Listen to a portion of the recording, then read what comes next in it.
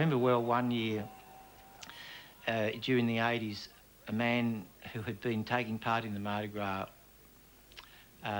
constantly in each year thought he wouldn't go in it because he was very ill and that it was too much of a struggle, and he said to his lover, I don't think I can make it this year, and his lover and his friends encouraged him to go in it, and he went in a wheelchair, and on the parade people came running out from behind the barricades and kissed him and cuddled him, and all along the parade he was you know, given support, and he was crying.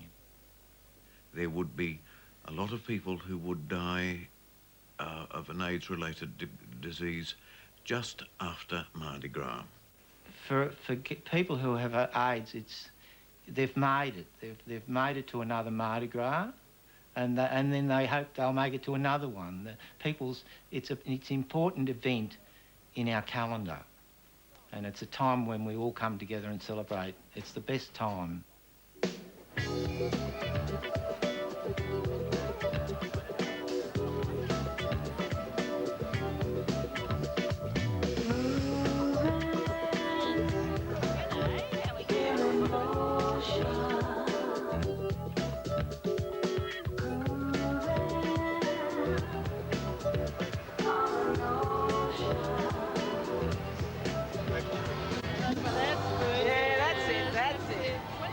When women started becoming more involved in Mardi Gras, the organisation, and involved in other gay and lesbian groups, women started coming back into the sort of political sphere to work with men, because Kath Phillips, a very strong female president, came into Mardi Gras at the end of the 80s. We had a lot of women active and politically involved, and initially Mardi Gras was basically just called that, Mardi Gras. I think it was about 87, it might have been 88, that Mardi Gras became officially known as the Gay and Lesbian Mardi Gras.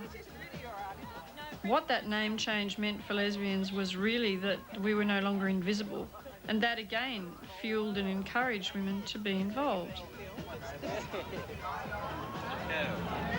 Hi now, how's it going today? Good, we're doing really well. What would you like? Yeah, we'll give you some alone. Hold on. And smile, have some tea. For heterosexuals, Christmas and the New Year is the annual time in your life, and your life goes in circles around a certain time in the year. For us, our Christmas is Mardi Gras, and in Oxford Street and amongst our friends, we all say in February, we say to each other, Happy Mardi Gras. It's like Happy Christmas, only we say Happy Mardi Gras.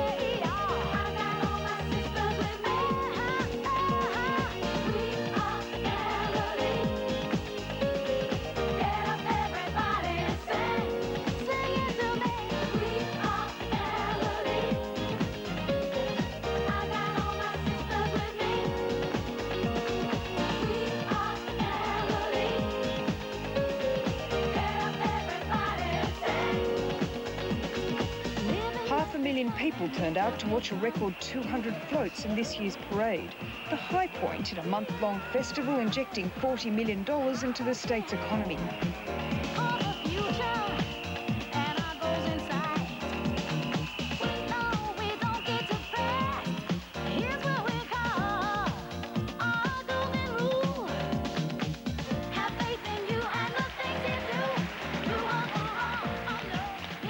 Mardi Gras, it's still political because it's people coming out publicly and declaring their sexuality and saying, in a way that it's a celebratory way too. It's saying, hey, you know, look at me, I'm gay and I'm proud, and so it's quite a radical thing to do. 1978, I give it to you straight, the clothes were appalling. I, as always, on the cutting edge of fashion, wore King G blue overalls from 1972 until about, God help me, 81, because I'm slow. One of the reasons why Mardi Gras has been so successful and continues to grow, perhaps way beyond any of our earlier expectations, is that it's a lot easier to accept people who entertain you. If people generally have chosen to go and watch the parade, which is a fantastic spectacle, they're halfway there anyway to realising that there's no need to be homophobic. I think some of the Mardi Gras, what they present now has changed slightly, but you'll still get the drag, you'll still get the S&M, you'll still get the bodies uncovered, the bodies beautiful, etc. And very much the sort of gay male culture, and therefore I think the youth, in terms of being a lesbian or being gay, are thinking, well, you have to be in the bar scene, you've got to dress up in leather, you know, these sorts of things. I mean, I don't think it's a really good image because it's reinforcing the image that the general public has about the traditional stereotypes of gays.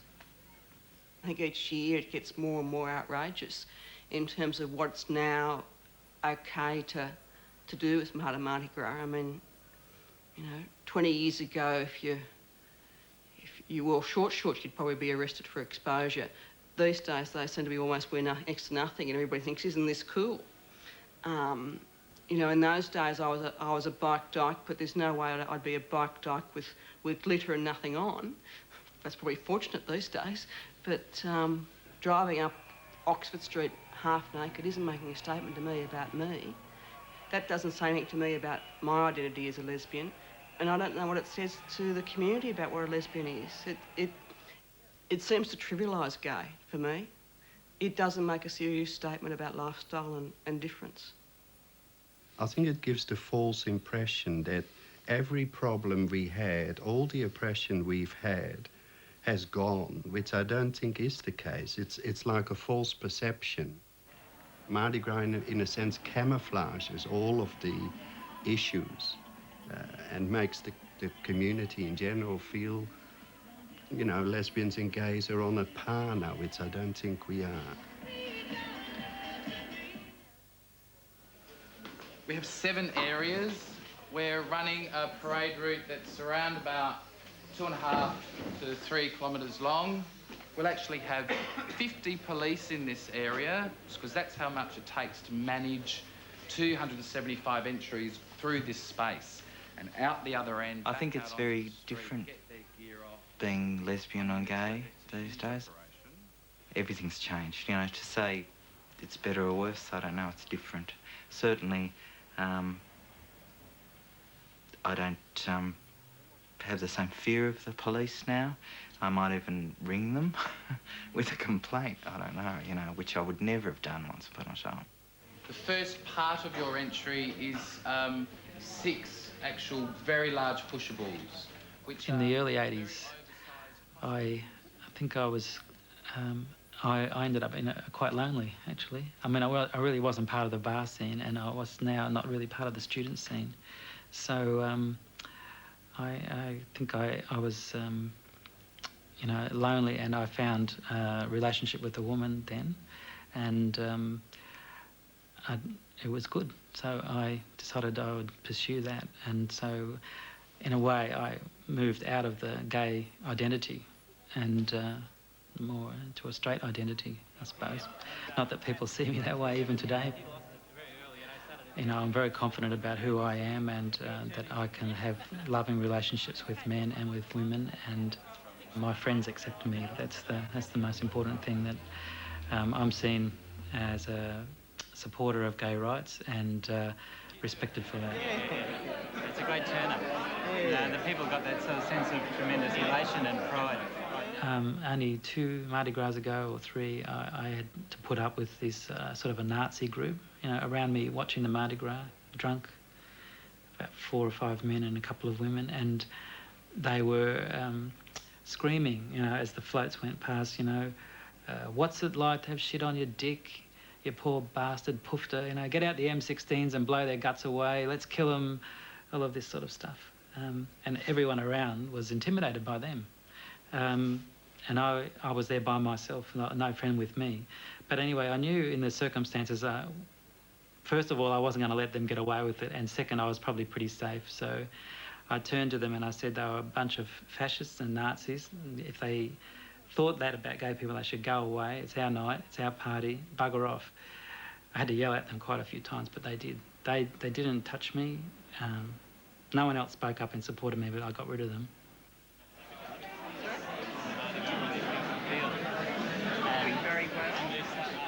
Look at us today. I mean, there is still a relationship. Of course, it has changed quite dramatically.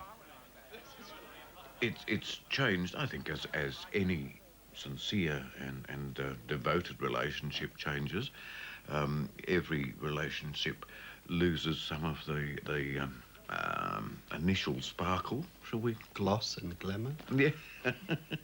The glamour's gone, dear. Oh.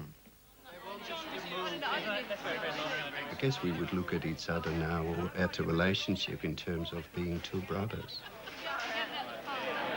It's wonderful, isn't it? You know, we've been working on this for about 9 months, and it's all come together so nicely, you know. We sort of wondered if anyone... I never had problems with my children. They just knew that Dad liked men, you know, but they didn't know what that meant. In fact, I don't know if I should say this, but when my youngest son was about 6, I think, he said to me, Daddy, you're a homosexual, aren't you? And I said, yes, son. He said, well, he said, I really like you, Daddy. He said, when I grow up, I want to be a homosexual too. He's not, actually. They're both married with children. So it was a lovely thing for him to